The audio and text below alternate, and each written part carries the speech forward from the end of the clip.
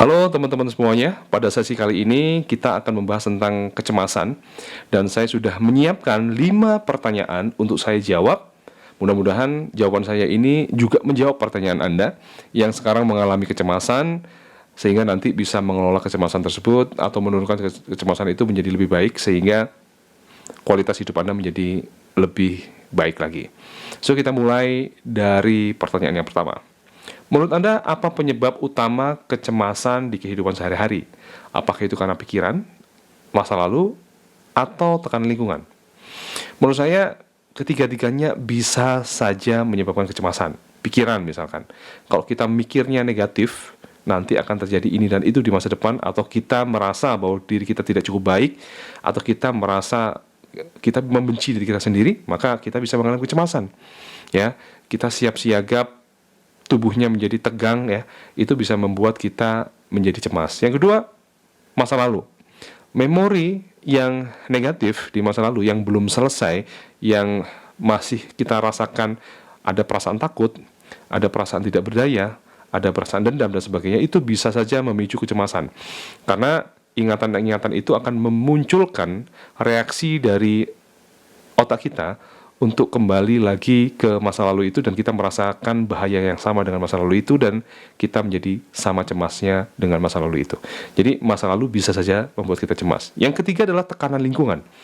Bisa saja tekanan lingkungan itu membuat kita menjadi cemas. Kita menjadi stres karena ada tuntutan-tuntutan dari masyarakat, tuntutan-tuntutan atau kebutuhan dari kehidupan kita, sehingga kita merasa cemas karena kita stres atau tertekan. Pertanyaan kedua, apa perbedaan antara cemas yang normal dengan gangguan kecemasan yang perlu ditangani profesional? Ini penting sekali ya teman-teman untuk kita bedakan. Cemas itu sebenarnya boleh-boleh saja. Kalau kita mau berangkat sekolah, berangkat kerja misalkan, lalu kita sudah mepet nih waktunya, kita jadi cemas, buru-buru cepat-cepat. Nah, itu adalah kecemasan yang normal, karena kita tahu bahwa ada bahaya yang akan mengancam kita ketika kita tidak melakukan sesuatu. Kita ngelihat di depan kita ada ular, kita cemas. Nah, itu normal ya. Kenapa? Karena ada bahaya yang real di situ. Tapi ketika kita berhadapan dengan misalkan boneka harimau, lalu kita takut setengah mati, maka itu yang dinamakan tidak normal. Kalau kita melihat bulu ayam, lalu kita takut setengah mati, lari tunggang langgang, nah itu yang disebut dengan kecemasan yang tidak normal. Jadi kecemasan yang tidak normal itu ketika kita melihat bahaya itu sebenarnya aslinya bukan bahaya, tapi itu adalah pikiran kita sendiri gitu ya. Itu yang tidak normal, dan ketika itu terjadi, Anda tahu bahwa ada yang salah dengan diri Anda, seharusnya Anda tidak bereaksi sedemikian rupa untuk hal yang Anda temui itu, maka itu disebut dengan kecemasan yang perlu ditangani oleh profesional. Gitu ya, teman-teman. Jadi bedanya adalah, yang pertama adalah bahayanya adalah bahaya yang real, yang kedua adalah bahayanya bahaya yang tidak real. Yang ketiga, saat kecemasan muncul tiba-tiba, apa reaksi tubuh yang paling sering Anda rasakan? Jadi kalau kita cemas ya, coba teman-teman amati. Biasanya akan ada nafas yang cepat. Lalu di sini ini tegang ya, perut mungkin akan kayak meremas seperti itu. Pupil biasanya menyempit begitu ya. Kayak kita tegang banget begitu. Nah, lalu nafas juga cepat, ada keringat dingin ya. Lalu kaki ya, tangan ini juga akan terasa berbeda dan seterusnya. Jadi secara fisik kita juga akan merasakan perbedaan-perbedaan seperti kita tuh mau lari begitu ya. Ya. Jadi itu yang muncul ketika kita merasa cemas. Yang keempat, apakah kecemasan lebih banyak dipicu oleh kejadian nyata atau pikiran tentang hal yang belum tentu terjadi? Ya, teman-teman, cemas ini kan kita berarti waspada, siap siaga jika ada bahaya yang akan datang gitu ya. Jadi kalau kita merasa bahwa di depan kita ada bahaya, maka tubuh kita secara refleks, secara spontan akan menyiapkan diri untuk menyerang atau lari begitu. Nah, pertanyaannya adalah apakah dipicu oleh kejadian nyata atau enggak? Ya. Tentu saja ini yang lebih banyak dialami oleh orang-orang yang mengalami kecemasan yang kita sebut dengan gangguan kecemasan. Biasanya mereka merasakan cemas karena membayangkan atau melihat hal-hal yang mereka anggap itu adalah bahaya tapi sebenarnya nggak nyata. Nah, kebanyakan kita cemas akan hal-hal yang sebenarnya tidak nyata. Ya, kita cemas pada hal yang sebenarnya tidak akan pernah terjadi begitu. Ya, misalkan kita nanti ketemu orang, lalu orang itu menolak kita, lalu orang itu membatin kita yang ini dan begitu dan seterusnya. Padahal kita ini siapa sampai diperhatikan seperti itu? Jadi orang yang mengalami kecemasan itu merasa bahwa dirinya itu akan mengalami apa yang dipikirkannya. Padahal belum tentu pikiran itu benar. Mungkin saja pikiran itu bersumber dari masa lalu, atau pikiran itu karena pikiran-pikiran yang salah saja, sehingga kita merasa bahwa pikiran itu adalah bahaya, ya. Yang kelima, menurut Anda, cara paling efektif untuk mengelola kecemasan itu lebih mengubah pikiran, mengatur emosi, atau memperbaiki gaya hidup? Nah, pertanyaannya sudah lengkap, tapi jawabannya juga tiga-tiganya bisa.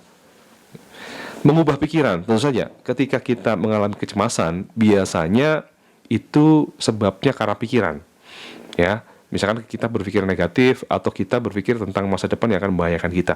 Tetapi bisa saja pikiran itu tidak selalu mengawali.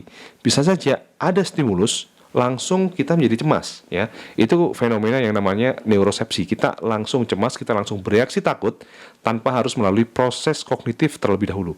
Jadi tiba-tiba saja tubuh kita menjadi tegang dan kita muncul perasaan takut begitu, ya. Tetapi kebanyakan juga enggak. Diawali dari pikiran-pikiran yang negatif, pikiran-pikiran negatif yang nggak terawasi, makin lama makin berkembang, dan makin lama makin menguasai batin kita, mempengaruhi perasaan, dan pada akhirnya mempengaruhi fisiologis kita, begitu ya. Jadi mengubah pikiran itu sangat powerful. Ketika Anda berpikir negatif, misalkan, orang itu nggak suka sama saya ya, Anda tanyakan dong, dari mana saya tahu, gitu. Apakah saya sudah menanyakan kepadanya, gitu. Wah, ini saya pasti gagal. Loh, dari mana kamu tahu? Padahal kan belum mencoba. Jadi, kata-kata untuk membalikkan perkataan-perkataan negatif itu menjadi penting. Dan mengubah pikiran menjadi realistis, itu akan mengubah reaksi kita terhadap yang kita anggap bahaya tadi. Yang kedua, mengatur emosi. Ya, mengatur emosi ini juga penting. Kalau kita tadi membahas tentang neuroresepsi, bahwa neuroresepsi itu adalah reaksi tanpa kita harus melalui proses kognitif, tiba-tiba muncul saja reaksi yang tegang, yang mau lari atau mau menyerang, ya, itu namanya neuroresepsi. Maka ketika itu terjadi berarti kan emosi yang kesasar. Apa yang harus kita lakukan? Kita perlu untuk mengubah emosinya. Caranya bagaimana? Rasakan perasaan cemas itu ada di skala berapa? 0 sampai 10. Misalkan di angka 9 begitu ya. Maka target kita menurunkannya di angka 4 misalkan. Bisa nggak? Bisa. Perhatikan perasaannya, perasaan apa? Perasaan cemas. Lalu Anda pingin perasaan apa? Perasaan rileks. Nah, bagaimana caranya untuk membalikkan kondisi ini? Adalah dengan cara mengetahui rileks itu kayak apa. Oh, rileks itu ternyata dengan menarik nafasnya itu pelan, mengeluarkan nafasnya pelan, terus ini turun, begitu ya. Lalu jantung berdetak dengan ritme yang seirama dan tidak terlalu kencang, misalkan. Oh, muka wajahku ini, raut wajahku ini menjadi lebih rileks, misalkan, dan seterusnya. Kita bisa ubah dari secara fisik itu tadi, dan juga kita merasakan perasaan damai dengan cara kita mungkin bisa membayangkan atau mendengarkan lagu, membayangkan tentang hal-hal yang membuat kita santai. Kita membayangkan ada di pantai misalkan, kita membayangkan santai di rumah dan seterusnya. Intinya kita bisa menggunakan sumber daya kita untuk kita panggil, sehingga perasaan-perasaan yang ada, yang pernah kita akses, yaitu perasaan nyaman tadi, itu bisa mudah untuk kita rasakan. Lalu yang berikutnya, memperbaiki gaya hidup. Jadi cemas ini juga disebabkan oleh gaya hidup. Kalau kita ini terlalu banyak stres ya, stres-stres kecil tapi setiap hari, nah ini juga bisa membuat kita menjadi mengalami gangguan kecemasan. Anda mungkin stresnya sedikit gitu, stres-stres yang kecil. Tapi kalau misalkan dalam satu hari Anda ketumpuk stres kecil-kecil itu banyaknya luar biasa, ya, misalkan jumlahnya 50 gitu. Itu dalam satu minggu apa yang terjadi? Anda pasti burn out gitu.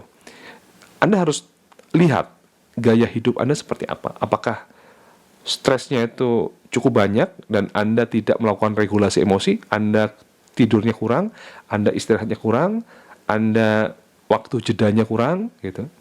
Atau pikiran-pikiran Anda mungkin tidak membuat ya stres itu berkurang, maka perbaiki gaya hidup Anda. So, teman-teman, itu 5 pertanyaan yang saya jawab tentang kecemasan. Mudah-mudahan bermanfaat bagi Anda. Kalau Anda punya pertanyaan, silakan tuliskan di kolom komen. Nanti kita akan diskusi di sana. Sampai jumpa, saya Dr. Danang Baskoro, psikolog.